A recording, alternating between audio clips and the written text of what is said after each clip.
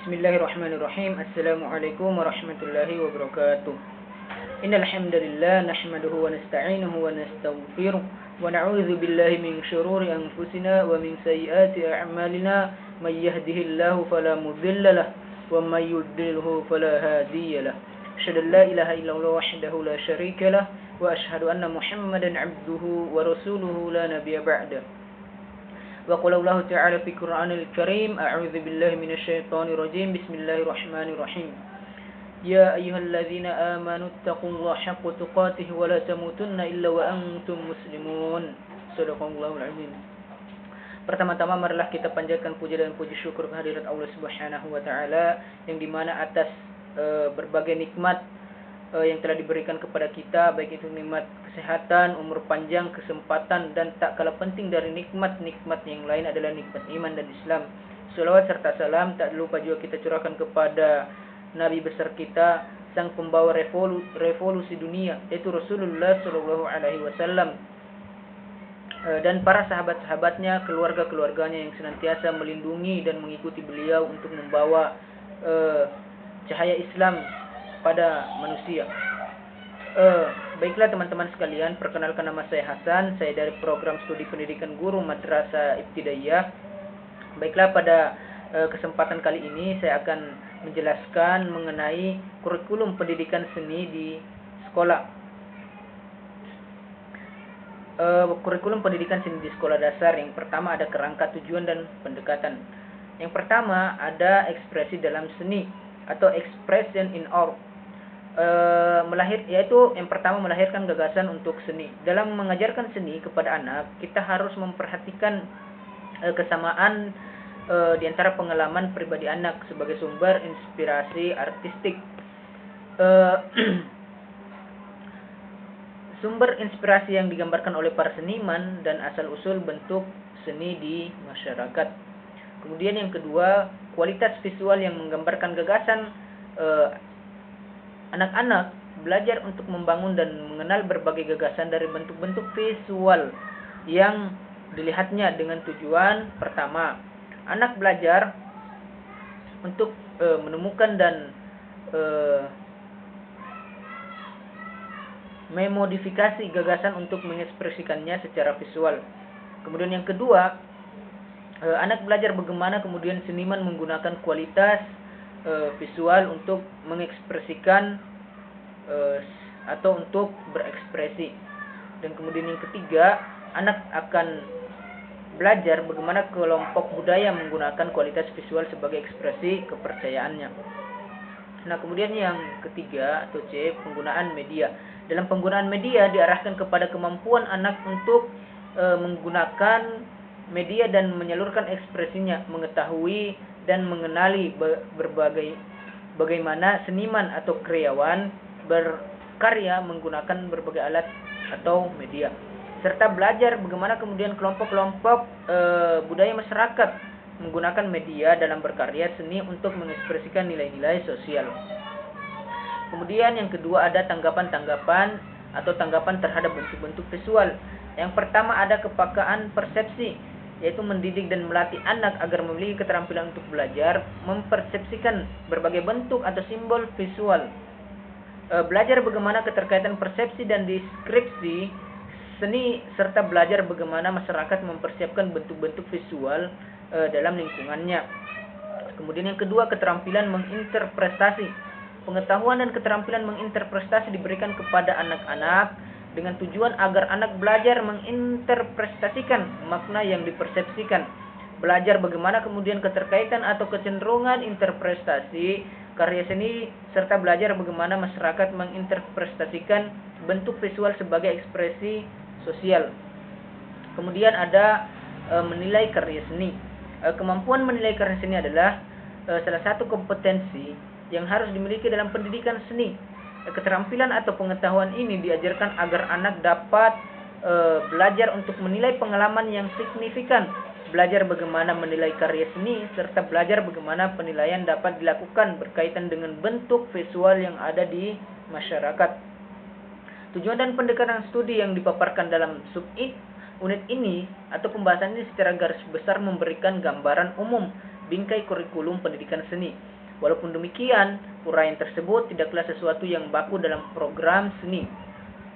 Untuk mengembangkan program semacam ini, kita memerlukan pemikiran dan yang sesama tentang hubungan di antara tujuan-tujuan, ruang lingkup, dan irama dari pembelajaran itu sendiri dalam tahun ajaran yang tengah berlangsung, tahun yang akan datang, dan variasi kegiatan pembelajaran sesuai dengan lingkungan kerja guru. Kemudian kerangka kerja kurikulum pendidikan seni. Yang pertama ada fungsi dan pendidikan umum. Fungsi dalam pendidikan umum. Yang pertama ada memfasilitasi pemenuhan diri siswa atau personal fulfillment. Kemudian yang kedua, mentransmisikan warisan budaya atau mewariskan warisan-warisan budaya. Kemudian yang ketiga, mengembangkan kesadaran sosial. Nah, yang kedua, tujuan dalam pendidikan seni. Yang pertama, tanggapan dan ekspresi personal. Siswa dapat belajar dengan cara berbeda-beda. Untuk apa? Yang pertama, untuk membangkitkan gagasan-gagasan anak untuk ekspresi persoalan melalui seni. Kemudian yang kedua, memperbaiki dan memodifikasi gagasan anak untuk ekspresi visual. Kemudian menggunakan media untuk menyampaikan maksud ekspresi anak itu sendiri. Kemudian kesadaran tentang seni di masyarakat. Anak-anak belajar bagaimana orang dalam budayanya dan belajar bagaimana anak-anak dalam budaya lainnya memproduksi karya seni rupa. Secara khusus tujuan yang ingin dicapai dari poin ini adalah agar anak yang pertama mengenali dan memahami bentuk-bentuk seni yang asli. Kemudian yang kedua, mengetahui dan memahami bagaimana suatu kelompok masyarakat menggunakan kualitas visual untuk mengekspresikan kepercayaannya. Kemudian yang ketiga, mengetahui dan memahami bagaimana suatu kelompok masyarakat menggunakan media untuk mengekspresikan nilai-nilai sosial. Kemudian yang selanjutnya, merasakan bentuk-bentuk visual yang ada di lingkungannya. Kemudian yang selanjutnya, menginterpretasikan bentuk-bentuk visual sebagai ekspresi sosial. Kemudian selanjutnya, menilai bentuk-bentuk visual di masyarakat. Nah, selanjutnya, perkembangan kurikulum pendidikan seni di Indonesia. Yang pertama, kurikulum pendidikan seni sebelum kemerdekaan. Pengembangan sebuah kurikulum dipengaruhi oleh berbagai faktor, di antaranya kebutuhan masyarakat, perkembangan disiplin ilmu, dan perkembangan teknologi. Berdasarkan beberapa sumber, di antaranya penuturan mereka yang pernah mengikuti pendidikan di zaman penjajahan Belanda, dapat digambarkan bahwa konsep kurikulum pendidikan seni yang berkembang pada masa itu merujuk pada konsep pendidikan seni yang berlaku di negeri Belanda. Sekitaran tahun 1930 sampai 1945, kurikulum pendidikan seni sangat berorientasi vokasional dengan penekanan pada penguasaan keterampilan menggambarkan yang sangat relevan dengan bidang ketukangan dan industri kecil. Kemudian pada periode antara tahun 1930 sampai 1945 sebenarnya diwarnai juga oleh suasana penjajahan Jepang yang berlangsung singkat dibandingkan masa penjajahan bangsa Belanda pada masa itu. Masa yang singkat saat pendudukan Jepang ini tidak memberikan pengaruh yang berarti terhadap perubahan atau perkembangan kurikulum pendidikan seni saat itu.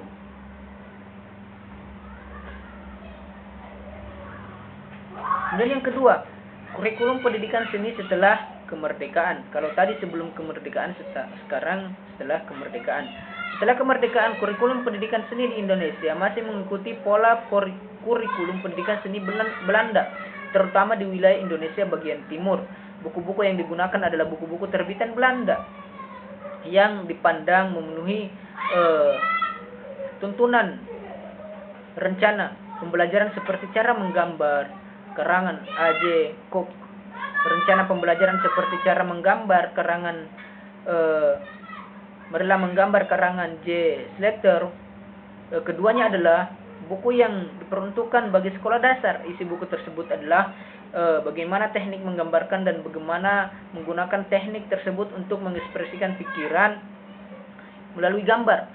Buku-buku yang dipengaruhi gerakan reformasi pendidikan seni Belanda ini telah mengarah kepada reformasi mata pelajaran menggambar. Sasaran reformasi ini adalah menggambar konvensional yang esensial. Pendidikan seni dari pola transisi menjadi pola perfungsian seni sebagai sarana pendidikan secara umum. Istilah seni pun telah merangkum semua cabang seni termaksud menggambar. Kemudian yang ketiga, kurikulum pendidikan seni pada tahun 1975 dan 1984. Kurikulum yang sedang dilaksanakan senantiasa dievaluasi, senantiasa dinilai dan disempurnakan setiap periode tertentu untuk menghadapi perkembangan masyarakat, ilmu pengetahuan, teknologi, dan dinamika kebudayaan secara keseluruhan.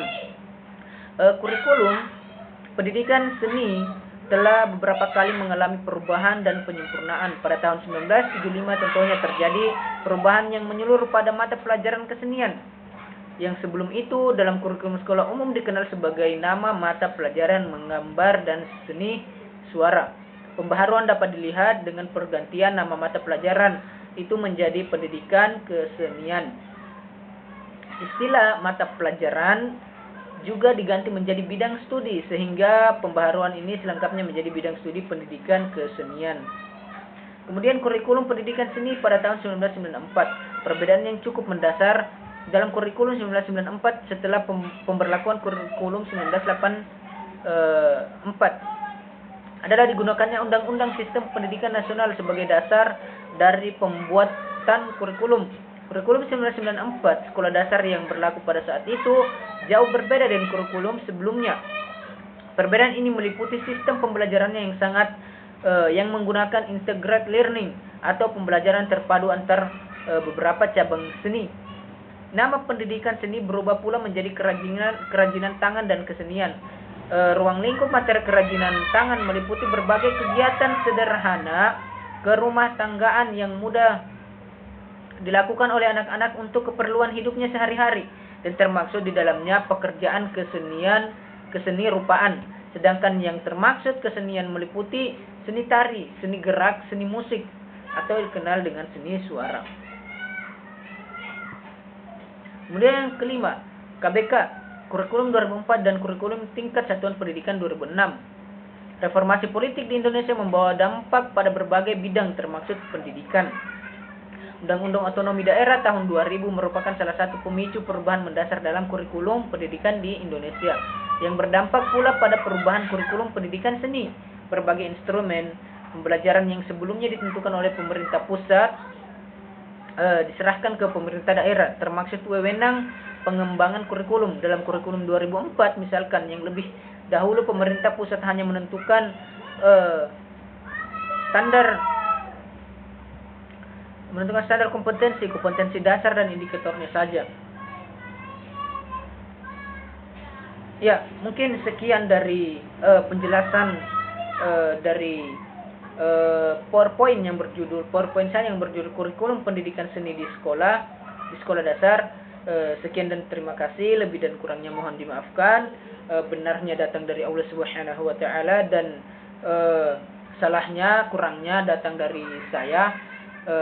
Lebih dan kurangnya mohon dimaafkan. Wabillahi taufiq wal hidayah. Wassalamualaikum warahmatullahi wabarakatuh.